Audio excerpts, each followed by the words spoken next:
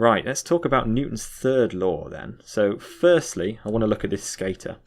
So if this skater kicks the wall, like so, then what's going to happen to the skater? Well, you can probably tell that the skater is going to move away from the wall, right? So the skater will kick the wall and then move away like that, away from the wall, okay? Why does this happen? So it sounds pretty obvious that it will happen, but Newton's third law explains it.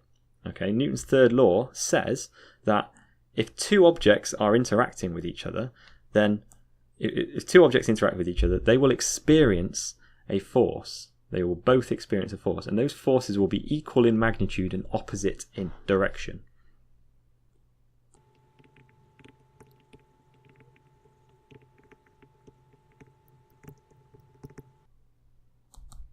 Okay. So Isaac Newton said when two objects interact, they exert forces on each other. Those forces are equal in magnitude and opposite in direction. Okay, so they're equal in size and opposite in direction. Every force has an equal and opposite reaction.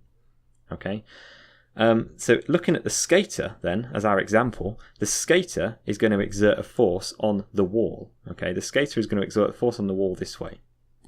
Now, the wall is going to exert a force back on the skater. Because remember, when these two objects interact, the two objects being the skater and the wall, they're exerting a force on each other.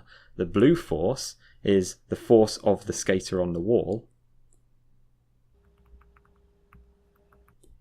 Okay, and the orange force is the force of the wall on the skater. Okay, but hang on a minute, surely if these two forces are the same size and in opposite directions, they're going to cancel out and this skater will not move at all. Well, that's not the case. And that's not the case because these two forces are acting on opposite objects. They're acting on different objects. One of the forces is acting on the wall, so actually if the wall was not fixed to the ground, the wall would move this way. And the other force is acting on the skater. Okay, so the skater will move in the other direction. Yeah, this is just Newton's third law. So the force of the wall on the skater and the force of the skater on the wall, they are what's called an action-reaction pair, or a Newton's third law pair. Let's look at another example. So let's look at this Rubik's Cube.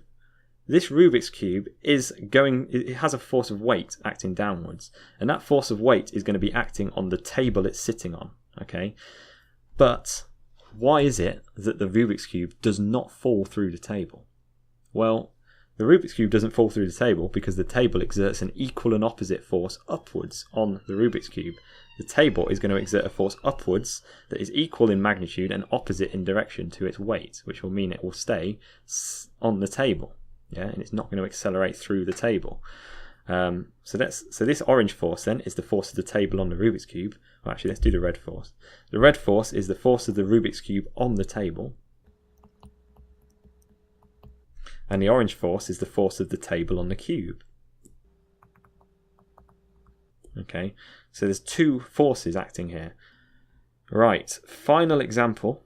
Let's look at this rocket. Okay, now this rocket is going to exert a force on some propellant. Okay, so it's going to force some propellant out of the back of the rocket.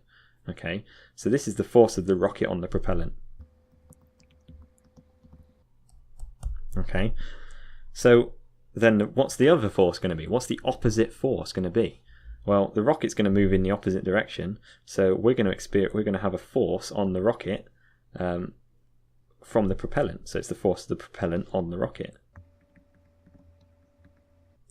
Okay, so rockets move by firing some propellant out the back, exerting a force on it, and then that propellant will exert a force back on the rocket.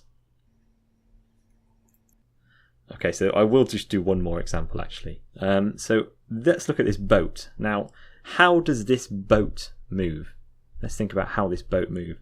So the boat has a propeller. The boat has a propeller that is going to exert a force on the water. Okay, so the boat will exert a force on the water.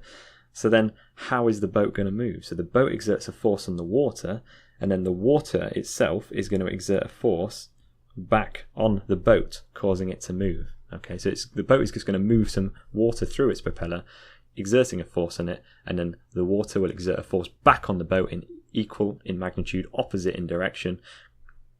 Right, that'll do, I think. So I'll see you in the next video.